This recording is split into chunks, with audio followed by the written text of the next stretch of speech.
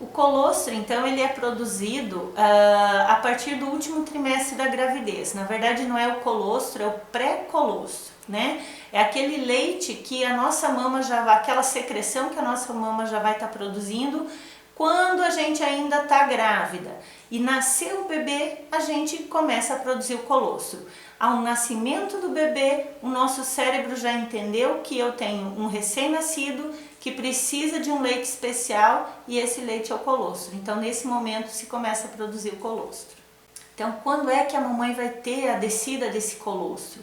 Normalmente, algumas mulheres que têm uma prolactina mais alta podem estar produzindo esse pré-colostro em maior quantidade durante a gravidez, inclusive. Mas é muito mais comum que a mamãe comece a produzir colostro só no momento que o bebê nasce e em maior quantidade a partir do terceiro, quarto dia de vida desse bebê, é que ela vai ter um volume maior de colostro.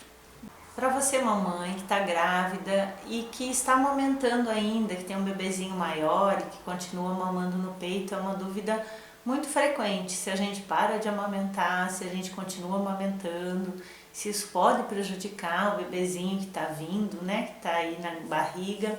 Então é importante a gente lembrar de duas coisas. Se a mamãe estiver saudável e está tudo bem com essa gravidez, não há necessidade de ela parar de amamentar, ela pode continuar amamentando. Quando ela estiver lá no último trimestre da gravidez, ela vai começar a produzir colostro. Algumas vezes o seu bebezinho vai sentir um pouquinho a diferença do sabor do leite, né? Esse que ainda está mamando. Então isso, talvez alguns bebês reclamem, achem que o sabor está estranho e às vezes acabam até fazendo um processo de desmame nesse período. Mas tem aqueles que continuam mamando e normalmente seguem a amamentação, inclusive depois que o outro bebezinho nasce. Então, uma das coisas é, se você estiver bem, estiver saudável, não há por que você interromper a amamentação. Ah, Anne, mas a sucção de repente pode desencadear um trabalho de parto prematuro? Isso é muito raro, isso normalmente era uma orientação feita antigamente, acreditava-se que a sucção do bebê pela liberação da ocitocina poderia estar desencadeando um trabalho de parto prematuro, mas na verdade isso a gente sabe que não é bem assim, né? Então, se a mamãe não tem nenhuma contraindicação, se a gravidez está transcorrendo super bem, não há por que ela retirar o bebê do peito. Essa ocitocina que vai ser liberada durante a sucção vai ser muito pequena a quantidade e isso não vai conseguir assim evoluir e desencadear um trabalho de parto, tá? Então a mãe pode ficar tranquila. E em relação, né, a dar seguimento dessa mamada depois, o bebezinho é que vai decidir. Então, se ele quiser continuar mamando e se a mamãe quiser continuar amamentando, tranquilamente também, pode amamentar os dois sim, perfeitamente. Quando a mamãe ela está grávida, né, uma pergunta às vezes muito frequente é se diminui o leite. O nosso leite ele vai diminuir conforme for oferecido menos vezes ou mais vezes o seio para esse filho que está sendo amamentado.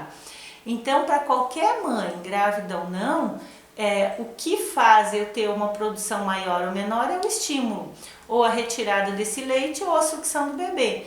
Então, quanto mais o bebê mamar, mais leitinho vai produzir. É claro que a gente sempre precisa lembrar que essa mãe precisa estar bem, para que ela produza leite. Então, se ela estiver bem, ela vai ter sempre uma boa produção enquanto seu bebezinho estiver sugando.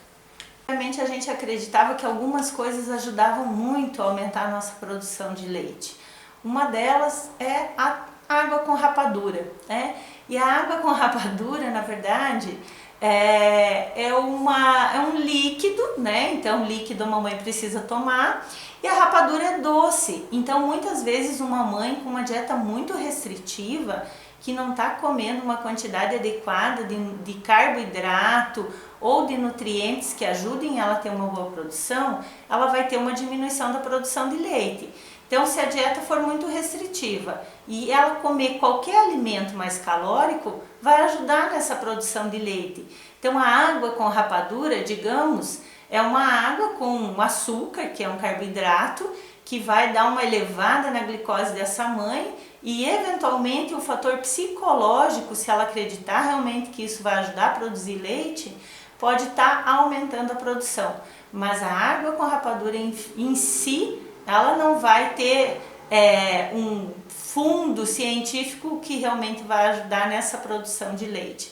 Para que a mamãe tenha uma maior produção, é importante que ela se alimente bem, tome líquido, retire seu leite, né? Inclusive a retirada do leite ajuda a estimular a maior produção e colocar esse bebê para mamar.